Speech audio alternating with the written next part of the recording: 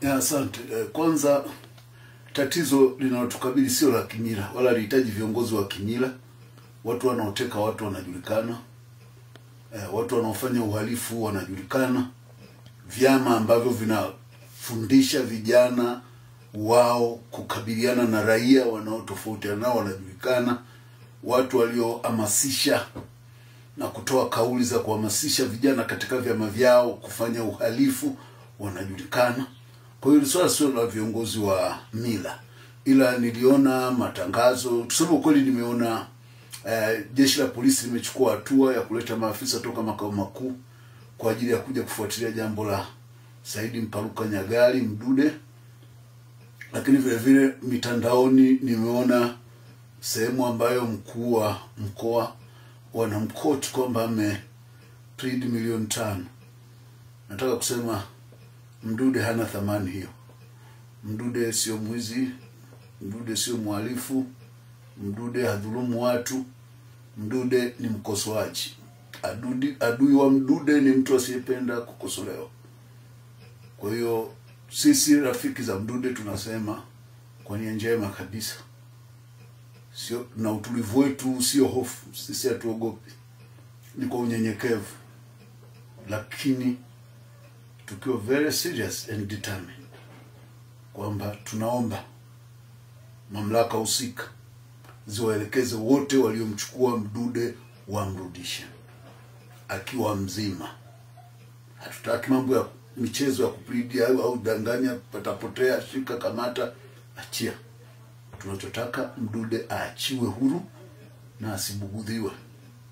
Kuhoji, kuuliza, kukosoa ni haki za kikatiba. Kama ambavyo tunaweza tukopongeza, mtu anaweza akakosoa. Kwa hiyo tusikamate au kugeuza ukosoaji kuwa uhalifu. Kwa hiyo sisi, nimezungumza mahali na ninarudia tena kwamba sisi sio njiwa au ndege tunduni. Sisi ni tai vichaa. Lakini tunajitahidi kwa ajili ya muktadha, haki, utawala wa sheria na amani katika taifa letu, kwamba watumie muda huu kumrejesha mwenzetu. Tumeshapiga mstari. Hatutaendelea kuchukuliwa kama kuku na kupotea mmoja mmoja. Tunataka uwajibikaji. Tunataka majawabu. Wapi, nani anayetekeleza vitendo hivi? Hatuwezi kuendelea kuvumilia zaidi. Kwa hiyo kipindi hiki ambacho tunawapa muda kidogo wa kufanya hili, waelewe kwamba hatujakaa kimya. Sisi hili jambo kwetu ni very serious, na that is life. We can fight life for life. Waelewe kabisa kwamba we are not coward. Lakini huwa tunapenda amani, tunapenda haki, tunapenda ushirikiano, tunapenda tulisishe watoto wetu taifa jema. Lakini hatutakubali kuendelea kuuawa, hatutakubali kuendelea kuwa mbuzi wa kafara, hatutaendelea kutekwa, hatutaendelea kunyanyaswa, hatutaendelea kupuuzwa. Tunahitaji majawabu. Sasa wewe nafikia karibu na Mdude. Kama taarifa zote ambazo umepata kama Mdude yuko wapi na katika mazingira gani? Ya, ukweli sisi, mtu akituuliza sisi tulikopata taarifa na tuonea. Wao ndio wamemchukua, wamrudishe kwake.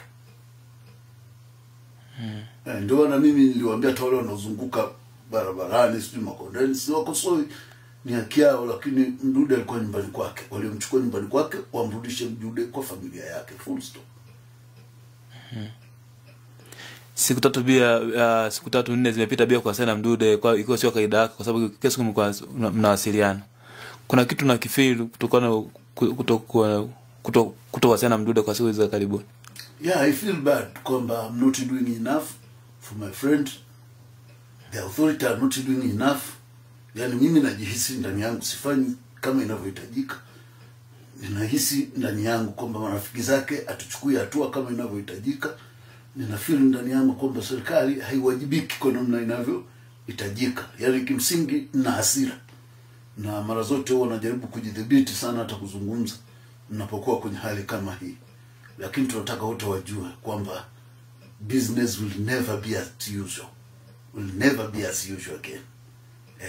Hapa sisi tumesha draw line, tunamtaka mwenzetu jinsi alivyokuwa.